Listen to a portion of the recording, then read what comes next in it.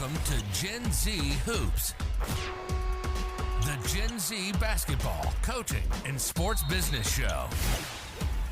On this podcast, you'll learn from professional players, coaches, and executives from all over the world and see the court in a brand new way.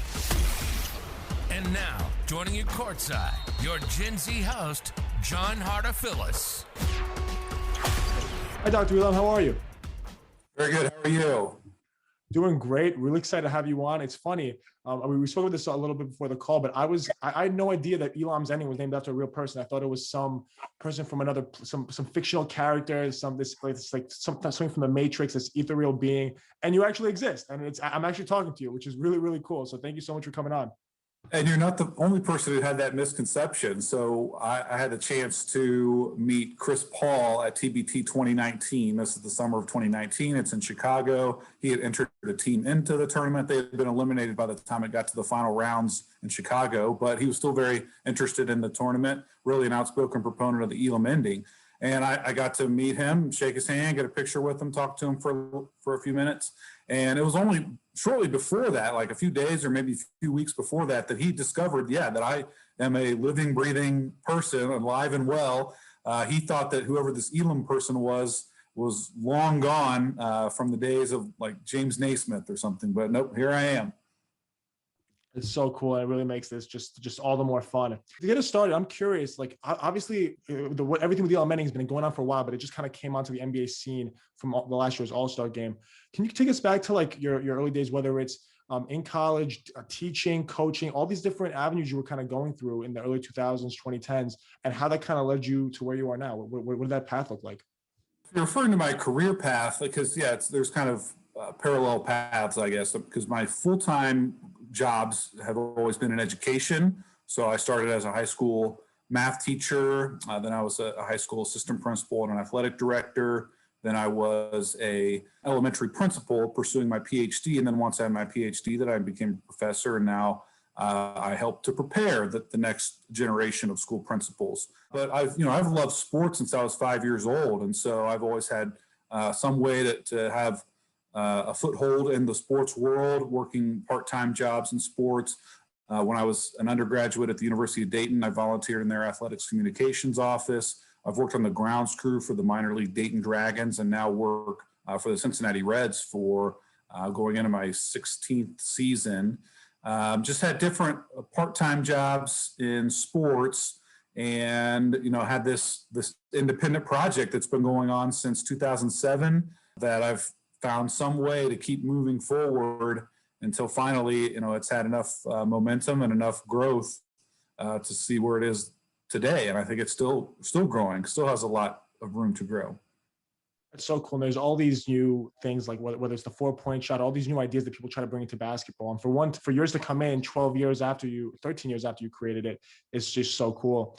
I'm curious as to so you started thinking about it in 2007. What did the following years look like? I'd imagine there was a lot of trial and error and a lot of people had certain takes on it. What did those years look like leading up to around like the late 2010s when it started getting picked up by certain leagues and you actually started getting traction? What did the early days look like? One thing I want to make clear is I am not a proponent of a 4-point shot. I don't think that it would necessarily address any issue. And so that's one thing that I really am a true believer with the Elam ending is that it does serve a very practical purpose and it does address a true, existing and longstanding problem in the game.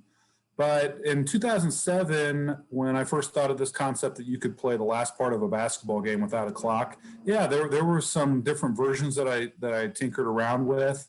One where you would get rid of the clock actually for the entire second half of a game, or get rid of the clock for the entire fourth quarter of a game, which is what we see at the NBA All-Star game, or just get rid of the clock for the final few minutes of a game. That's what we see in TBT, and that's my preferred version now. Back then, actually, my preferred version was where you get rid of the clock for the entire second half. But that long ago, I came to think that was overkill.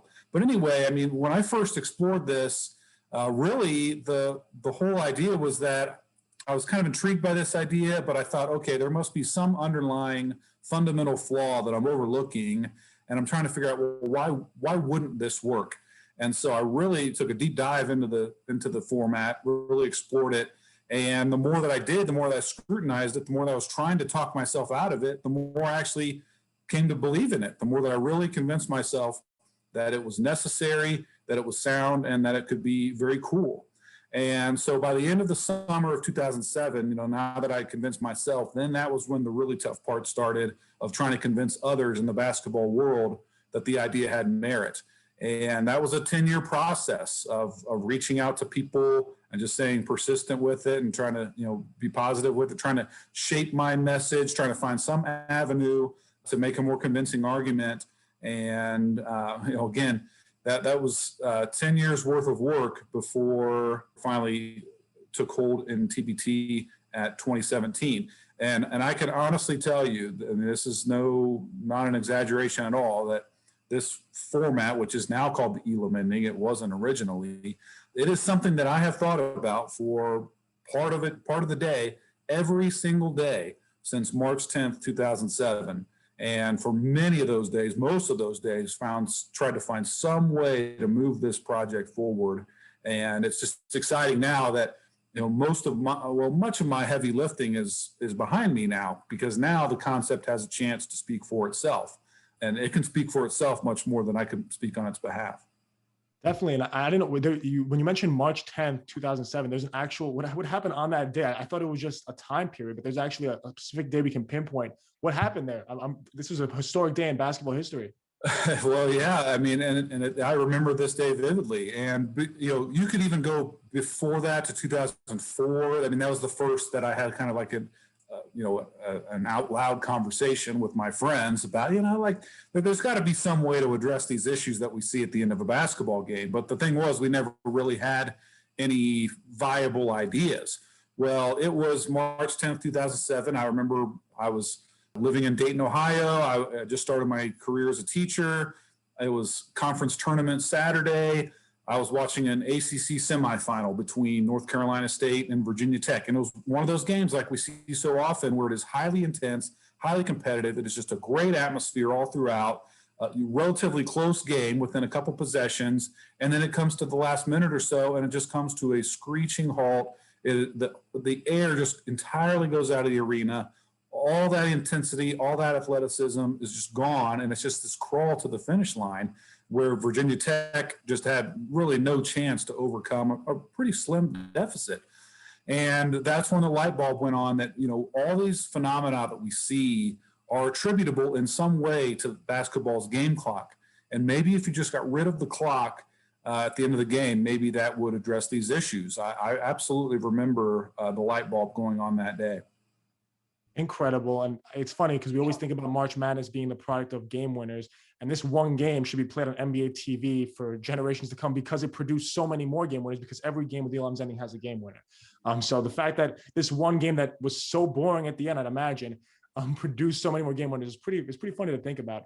You can still find this full broadcast on YouTube. So, I challenge you, watch the last few minutes of that game and you'll see, this, it's just a rough watch. And, it's not a unique game. We see that kind of thing all the time, even still today in the NBA or college basketball, wherever it might be. Even more so in leagues and events that don't have a shot clock, like youth basketball, high school basketball, things like that. 100%. And I'm thinking about it now.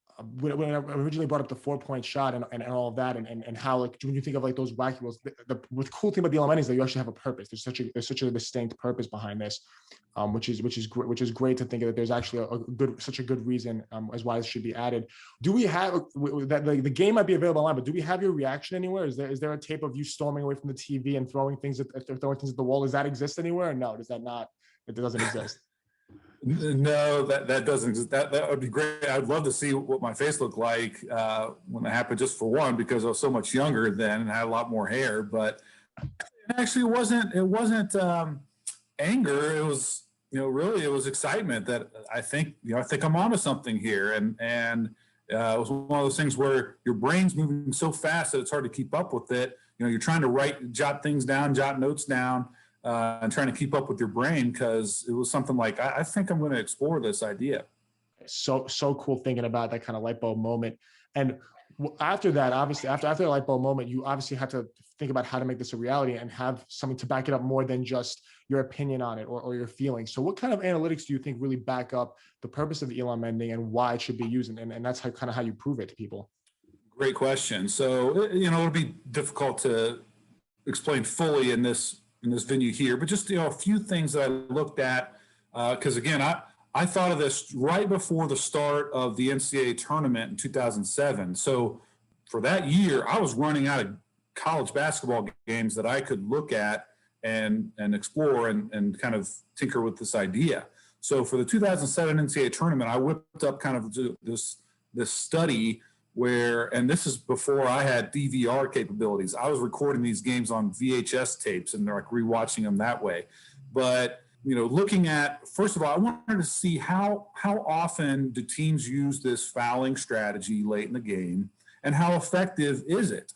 And in that particular tournament, it was used, I forget what percentage of the time it was used. I mean, fairly common that a trailing team has to resort to that strategy. And most of the time, when they don't resort to that strategy, it's because they've just given up. They don't even try. They don't even bother with fouling, and that's not such a good thing either.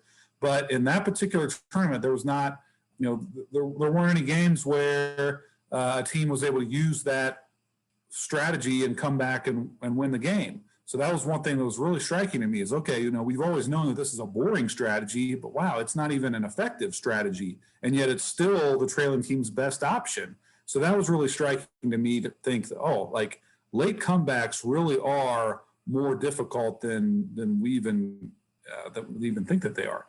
And I also wanted to see how prevalent just buzzer beaters were. And in that particular NCAA tournament, there was not one single game that ended with a meaningful made basket. That was surprising to me that an entire NCAA tournament would follow through like that. And even in the NBA playoffs that year, which is like 80 or 90 games, not a single NBA playoff game in 2007 ended with a meaningful made basket. That was pretty striking to me. But even just if you don't look at the exact final moment of the game, I was looking at the last, what I call potential buzzer beaters, where a team has the ball with the chance to tie or take the lead with the shot clock turned off, and just looking at how poor the quality of shots, how poor the quality of play was. That was really striking to me. So those were some things that I looked at then. And I started doing that every year at NCAA tournament time and kind of gathering that sample, that along with, a couple dozen other categories of different things that I was looking at. But, as the years went on and I still just wasn't making a breakthrough with getting anyone to take a chance of this concept, I thought, I'm going to have a more robust research sample here. I'm going to have to go all in with this. So from 2014 to 2018, I went all out with researching and watching the end of games in the NBA and men's college basketball to over 2,900 games over that span. And again, it's not just looking at box scores and play-by-play summaries, because those can be misleading and those a lot of times don't have the categories that I am seeking information. Like I watched the end of all of these games. And that was a significant investment of time, but who knows if that was what put me over the top. But I do know that it made my argument more convincing, that fouling strategy, it's used about half of the time, but when teams use it, they only come back and win the game only about 1% of the time. To see that only about 1% of games actually ends with the meaningful made basket, to see that, normally over the course of a game, we're used to seeing teams score about 1 point per possession. But when it gets to like a potential buzzer beater situation, or I should say an actual buzzer beater situation, that plummets to about 0.2 points per possession. I mean, that's just a small sample of all these different categories of information I was gathering and really, reaffirming my argument, strengthening my argument. And again, who knows if that was exactly what did it for me, but I know it certainly helped. Of course. And then I'm thinking in that 2017, 2018 time period where you were able to convince people at TBT, the CEBL, right? Mike Morial came on this podcast, and the way he was talking about the Elam ending, I was shocked. I'm like, oh my God, I forgot. I had no idea it was in all these other leagues and finding so much success being used all the time, and people are really buying into it so early. So what is that? What did that initial process of, okay, now people started believing in the idea. What do the next few months look like in really getting it to finally get to the All-Star game? Yeah, well, it's amazing when you look at the timeline, the way it played out, where, again, from 2007 to 2017, here we have a 10-year span where, again, it's just me out there on my own speaking on behalf of this concept, and no one had implemented this. And then if you look at from the summer of 2017 to February of 2020, it's not even 3 full years after first implementation. Now at the NBA All-Star game, you literally have the best players in the world all on one court playing under this format. So again, that's why I say, the format speaks for itself much better than I can speak on its behalf. And I'll always remember that first weekend in 2017 when this idea came to life at TBT, and just, seeing all these different scenarios I'd anticipated, all these different things that's played out in my mind just countless times, or, played out on paper. And now here I was seeing it in real life. That was just so amazing because, again, I played these out thousands of times in my mind. And, things were playing out as I had expected, which was really reassuring. And so the day started out, I remember that very first day, they had 7 games back to back. And the first couple games, were solid, that, things were working just the way they were. But then by the mid-afternoon, then things were really getting exciting. We finally saw, what a sudden death situation looked like. And we saw that, when a team makes a winning shot in a sudden death situation like that it absolutely has the same look and sound and feel of a buzzer beater. That was really reaffirming. I think the game right after that one, I think it was the game right after that one. We had a team that was down by 13 points heading into the Elam ending.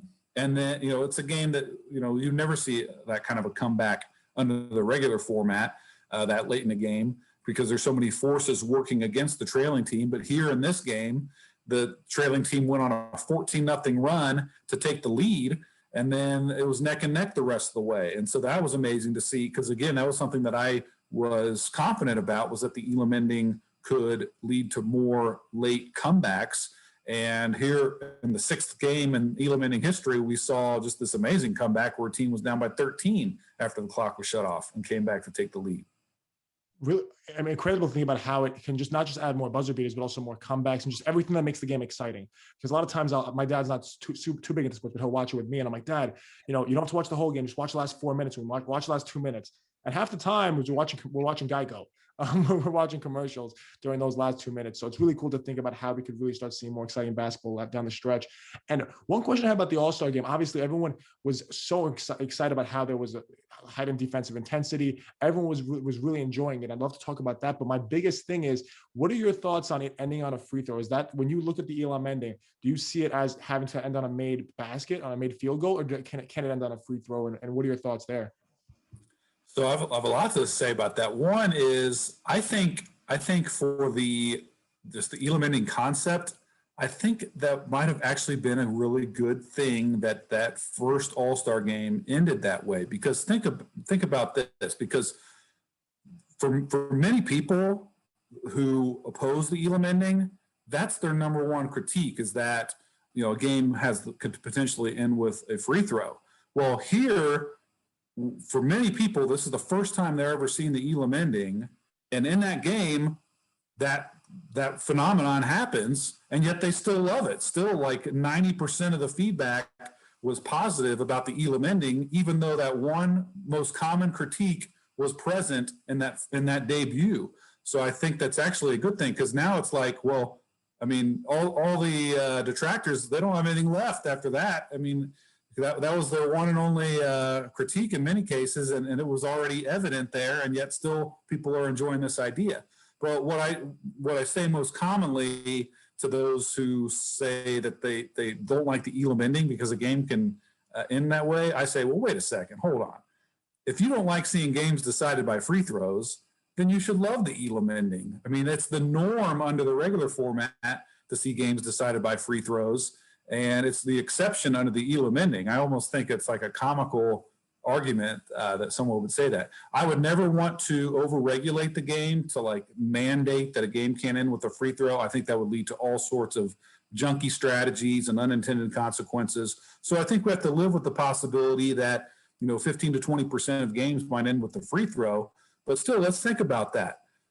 If 15 to 20% of games are ending with a free throw, that means that 80 to 85% of games are ending with a meaningful made basket. You compare that to the regular format where 1% of games ends with the meaningful made basket. I think that's a pretty big feather in the cap of the Elam ending. And still, it's so incredibly difficult to make. Everyone kind of looks at a free throw as being like not a heroic shot. It's tough to make those game-winning free throws after you play 4 quarters and you're exhausted, and the entire team's counting on you. I'm curious, for that All-Star game, where were you watching it? Were you like with your entire family, huge movie theater size TV screen? That must have been a huge day for you. It was wonderful because if we rewind a few weeks before the All-Star game, there were members of the NBA League office who contacted me in advance of their public announcement. They called me and said, "Hey, we want to thank you for all of your passion for the game, for your innovative ideas to improve late game play." They said that they had conversations with the NBA Players Association and that the players really saw a lot of merit in this idea of an untimed finish. And then they told me that they were going to send me, all expenses paid, to Chicago to see the Elam ending in action at the All-Star game that weekend. So I was actually in Chicago, got to go with a dear friend of mine, and she and I got to go to all the All-Star festivities that weekend. And they put us up at the Ritz-Carlton. I remember seeing a lot of beautiful and important people walking through the hotel lobby all weekend. At one point, I was at the hotel bar getting a cocktail, and a few seats down from me was Spike Lee. That was pretty exciting. I didn't have the guts to go over and talk to him, but it was just a wonderful weekend. The Friday of All-Star Weekend, I got to go on to NBA TV, Game Time Live, and be on there with Chris Miles and Caron Butler and Isaiah Thomas, and have a segment about the Elam ending. That was really exciting. So being in there in the arena was just amazing because that's something that's always been important to me, is because I think I try to measure as much as I can and quantify as much as I can, but I think there's a lot to the Elam ending that can't be measured. And I think being in the arena and sensing the atmosphere in the arena is really important. And that entire fourth quarter, it was exactly like what you would want to see in any basketball game. And it was just playing out so great. So it was really exciting, a thrill of a lifetime for sure. So amazing to think about that. And I have some questions on just kind of now that we're in the present day, where we're about a week away from the Elam ending happening again in 2021 in this upcoming All-Star game. Where do you see the future of it going? Is it, because it's not just going to stay in the All-Star game, it's going to have to permeate into whether it's the NBA regular season. Is it going to permeate to youth sports? Are you focusing more on international leagues? Where do you see this thing going? It's tough to say. I mean, I don't. I do think the ceiling's high, and I think it's going to continue to grow. Absolutely, but just keep in mind, for 14 years now, I've been ready to put this thing at every level of basketball. So I've learned to be patient with this thing, basically, and just watch it grow. But again, the fact that I don't know of any league that's adopted the Elam ending that's gone back, in the other direction, and so. I think that momentum is going to continue to grow. We've seen grassroots level leagues and events throughout the United States and abroad implement it. It's really exciting, that now it has a foothold in FIBA with the Canadian Elite Basketball League. I think they were very excited about how it played out in 2020. I think that's going to be maybe an avenue for a springboard for more FIBA leagues to implement it. Again, I can't speak for the NBA, but they definitely have venues to experiment with this, whether it's the G League, the Summer League, or the in-season tournament that they've proposed.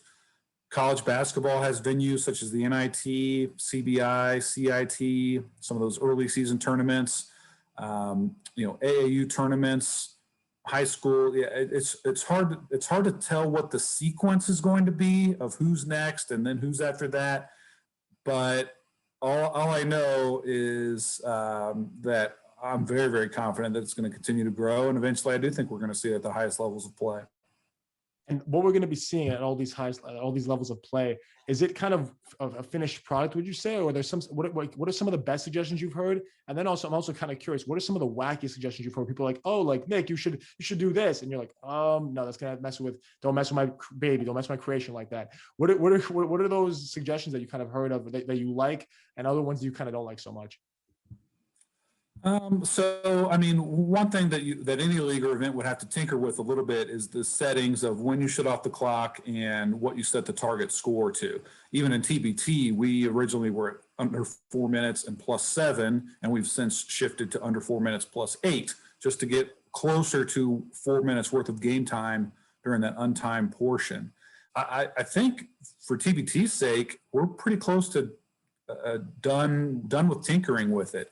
The 2021 will be the first year where we aren't even going to make even a minor modification to it at all. We're going to play it out exactly as it played out in 2020. And so it's really starting to solidify.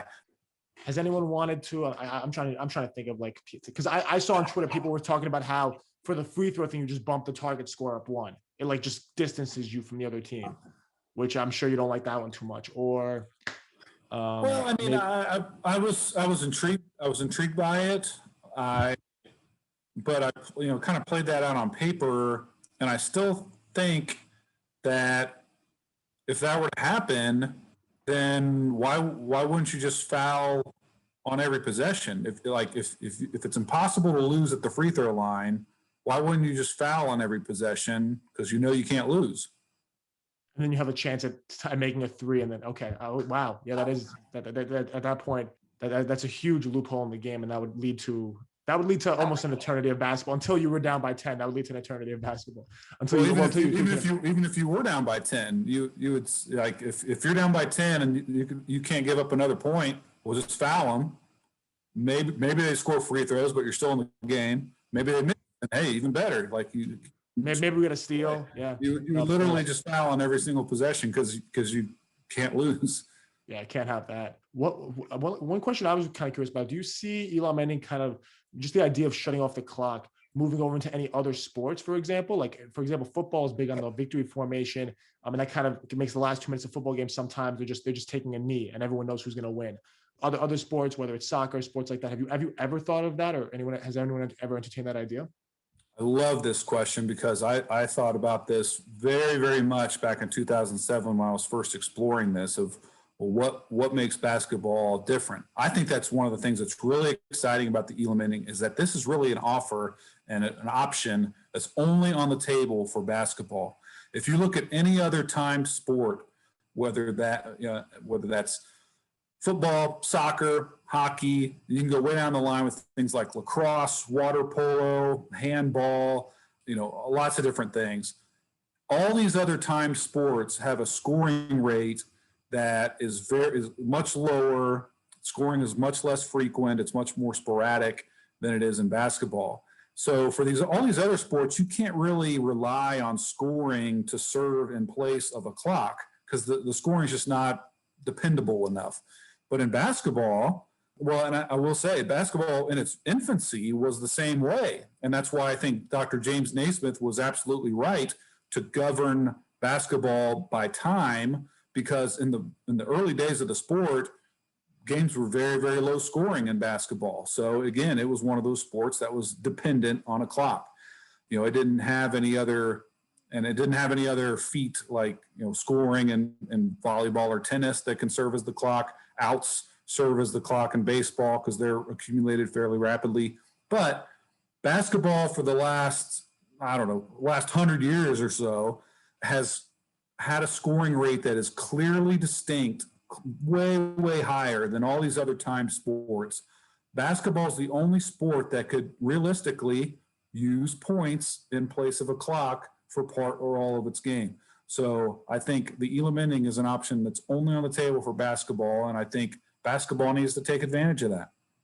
Love that. There's a big reason I would think why I watch basketball over soccer, where if we the Elam ending there, it might take another 90 minutes to see another goal. So I think it's just, yeah, definitely it's perfect for basketball, and can't wait to see just what happens there, because whether it's next week or just the months or years to come, I know that a very big part of the rest of my basketball life will revolve around the Elam ending, and I can't wait to see how it evolves. So thank you so much, Dr. Elam, for coming on. This was absolutely phenomenal. I've never been so kind of, I mean, you're really the first person I've met. I've met with a lot of people that I thought I would never meet because they were celebrities, but you're the first person I thought I'd never meet because I didn't know you existed. So thank you so much for existing and giving me the chance to speak with you. Thank you so much. Well, I really enjoyed this, and I'll say one more thing. So you said that Elam ending will be something that's on your mind and something you'll think about going forward.